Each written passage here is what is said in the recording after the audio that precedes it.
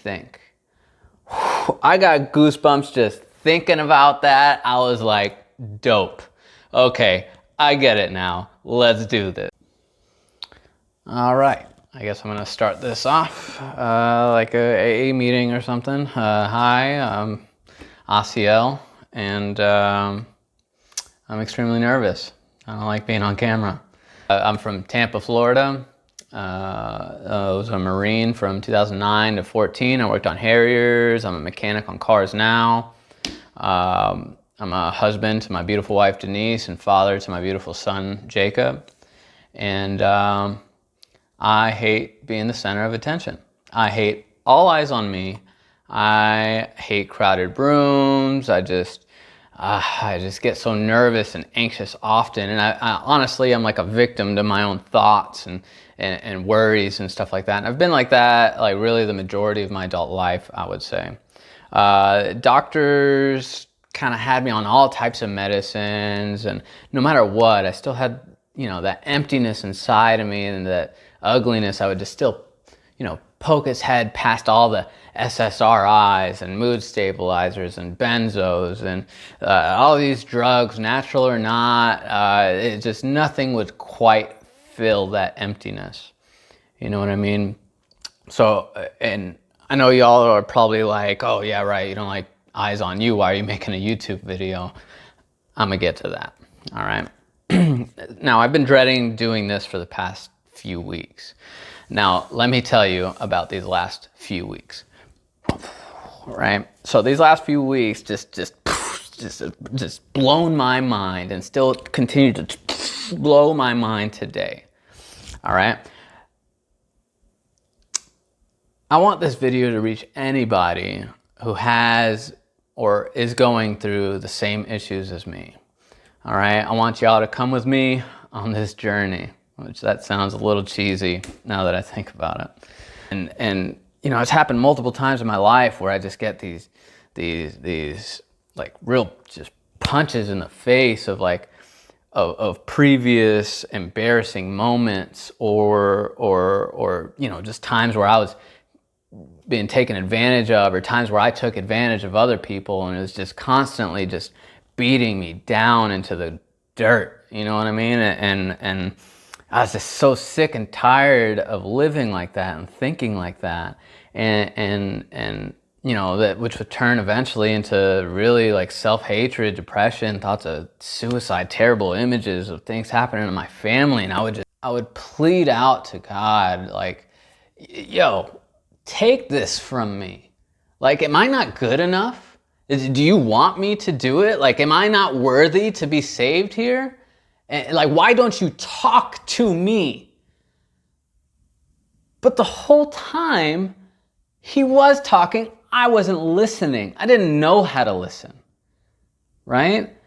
That's what this video is about, all right? If you tried searching for God and you hear nothing but silence, and you just can't figure out, oh, why, but God doesn't want to talk to me. No, he's talking to you the entire time. You just need to know how to listen, right? I had no clue, and I'm still learning. That's what this whole thing is about. I want y'all to come with me because I'm still completely novice to this. But just from these past few weeks, I just feel like God is pushing me to do this video to reach you right now, okay? I'm not worried about subscribers or anything like that. I just want to reach you because I feel your pain right now, okay? Now, these past couple weeks, a series of events happened to really, really change my life, right? I just got so sick and tired of living in just this sorrow and just woe is me, blah blah blah, and so I ended up like one night at work, I was just sick of it, and I wrote my wife. I was like, hey, can you tell your Aunt Lisa, she preaches out in Lakeland, Florida, to help me with this, because I'm so sick of living this way. The issue is, how can you listen, right? Now, the first question you need to ask yourself is, how are you living, right? Not how to listen, but how are you living? Are you just going out crying to God about oh, please save me, and then still going out on social media, judging these people, cursing these people. Like, no, man. If you pick up this book, right, it'll tell you what to do. Whether you like it or not, I mean, you can't, I don't remember the saying, but you can't have your, okay, there you go. You can't have your cake and eat it too. I don't know, okay, to correct me down below. But what I'm getting at is, like, you can't just go out praising to God and then the next second turn around and start getting drunk or you know, hating on people and stuff like that. No. Like, if you just read the books of like Matthew, Mark, John, forgive me, I forget the other one, of just like the stories of Jesus. Jesus, he'll tell you what's up. You know what I mean? Like, he'll tell you, hey, live this way and reach out to me and you'll hear from me. You know, he promises that, right? Before everybody's like, oh, here's like another Bible thumper, religious guy, blah, blah, blah. I'm not talking about a religion. I'm talking about a relationship, right? And it's not that hard to just not go on Facebook for a little bit and compare yourself to Joe Schmo that has this and that, and you wish you had it and stuff like that. That's the enemy really getting to you to make us compare each other, right? You can't just treat God like some genie saying like, oh, I need you now, do something for me, but yet you turn around and don't do a thing for him. Okay? That's not how it works. All right? Once you start living your life and really strive to follow what it says in here, oh man, he will open your eyes. And your ears. Let me tell you that. Now, I've gone through, you know, I was very skeptical at first, and one thing Lisa helped me do was made me realize, like, hey, you need to really step away from the crowd and you need to fast. And I'm like, fast, like intermittent fasting, like the whole rage out today with food and stuff. Yeah, I mean, you can do it with food and stuff like that, but it's more of, for me, it was more the fasting of any temptation that's out there, you know, anything that's not God. You want to hear God, you got to submerge yourself. You got to surround yourself. You got to push everything that's not for it away from you. And if you're that serious, if you want it like me, you got to do it like me. Okay? Now, ever since that I like started fasting, you know, I didn't watch YouTube unless it was sermons or teaching about something about Jesus, or I didn't listen to music except for a Christian station, you know, or if I didn't do, you know, I couldn't do anything like that, and I would just be by myself with God and just talk to him and be like, hey, you know, here I am. I am canceling everything out in my life and everyone out in my life right now that is not pushing me closer to you, because I'm reaching out to you, and he reached out to me. Okay, and it's not like I heard like a voice, like, you know, Asiel, you know, it's nothing like that, right? It was more of, like, for instance, before I met up with Lisa the day before, you know, I was fasting. It was probably for a few days, and you know, I was calling out. I still wasn't hearing anything, and I was really, really skeptical. And I was driving to work, and I was listening to the Christian radio station, and some song was on. And then, you know, I'm like, Lord, I haven't heard anything from you yet. I haven't seen any signs. And all I really want, I'm not asking you for anything in particular. I just want to be closer to you. And at that moment, at that very moment, immediately after I said it, the song on the radio, the lyrics said, "You are closer than you think." Whew, I got goosebumps just thinking about that. I was like, dope. Okay, I get it now. Let's do this. You know, I'm all in. I'm diving in. I'm not dipping my foot in. I'm all about it. Let's do it. And I feel it, boy. Let me. Okay, it's kind of hard to get out all at once. So that was the first one, and I was like, okay, I see you.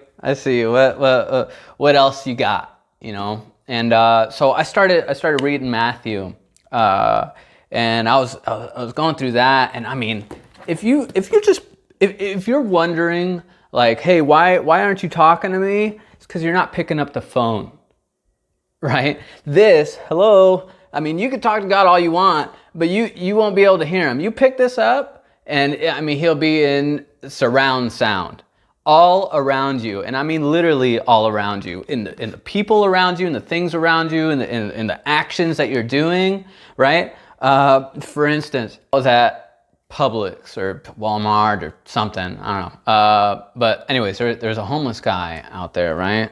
And I see him, and I just felt inside of him like, hey, you know, I had some cash in my wallet, and I didn't know what to do with it after I've been fasting and talking or asking God, like, hey, what do you want me to do? You lead me. What do you want me to do with this money here, right? Because it's not ours anyways. You can't, right? Anyways, so I talked to him for a second, and I gave him $20, right?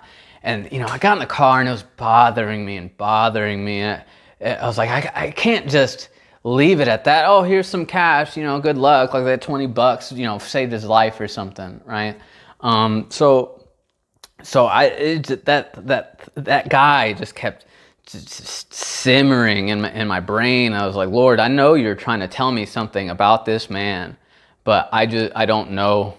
I don't know what it is. I don't know what I can do. Do I give him a hotel room or something? But this is way after we left. And so I'm in my house, and I'm still fasting at this point. So I'm just sitting there, and I'm playing SimCity. All right. Yes, I know it's not very Christ-like or anything, but I was playing it, and something in me was just saying, put the game down and read. And I was like, what? You know, it was a thought in my head, and then but it kept popping up, and I'm like, okay. So I put the phone down, and I picked up the Bible and continued reading Matthew where I left off. And the next story is about a rich young man that goes up to Jesus, and the moral of the story is, Jesus said, it is easier for a camel to go through a head of a needle than it is for a rich man to get into the kingdom of heaven. And I was like, that's what you were trying to tell me about that whole, okay, all right. So that was number 2, right? Okay, so I get that. So really the series, I think, is probably going to be like the way that God's talking to me, and just really me developing who I am as a person, as a Christian, just really trying to get closer to Jesus, you know? Now I was struggling. I was like, God, I know that you want us to be like fishers of men, you know, to go out and spread his word. But I had a very big issue with you know, because I would read the Bible, and Jesus did everything, like, and they say to pray in secrecy and all that, and don't go out, you know, telling. I was misunderstood at the time, but don't go out like telling, like, keep everything, you know, on the down low. Even Jesus was like, don't tell anybody about this, like on certain miracles that he performed, and so I was really struggling. I was like, man, I got to tell people. I feel like I need to do a YouTube thing. YouTube just kept popping in my mind. But I was having an issue with shame at work. I would listen to sermons, you know, while I was working, but then somebody walk up and I press pause real quick, or I'll put the volume down. And I was really struggling with that. And I was trying to talk to the Lord. I was like, hey man, help me, man. I don't know what to do. I don't know if I should keep this in silence and rejoice by myself here, or should I really spread it? So I love to cook, all right? And then maybe I'll do an episode and talking to you guys while I'm making something or something, I don't know. But I was cooking like 3 things at once. And I pulled out some bacon out of the oven, and I just moved a pot from the stove. I get the tray of bacon and I set it on top, and I'm moving the bacon over and patting it dry because I like mine a little bit crispy, and I forget to turn off the burner on the stove. Now, mind you, I got a sermon blasting on the TV because I'm cooking, all this noise is happening, and so I forget to turn off the burner. I had parchment paper on the pan, so it starts burning the parchment paper a little bit. I start noticing smoke. I'm like, oh crap! So I open all the doors, the sliders, and all that, and to get the smoke out, and had the fan on, and I'm also grilling outside. I got some chicken on the grill, so I went outside and I'm checking on the chicken, and next thing I know, I noticed that smoke billowing out of my house, but all I hear is that sermon blasting with all my windows and doors open. And I felt that shame, but then immediately I realized, hey, God's like, let these people hear this. Let them hear my word. Open all your doors and your windows so all your neighbors can hear what's going on in here. And I mean, I was like, gotcha. So that moment, I took the chicken off. But right that moment, I bought the tripod and this microphone, and here I am, right? So yeah, this is what I'm doing right now. So I really hope that you can come with me every week. I'm gonna try to post episodes of different ways God's speaking to me, and the questions that I have, I got quite a bit. I'm newly saved and everything, and there's just things that I don't really understand.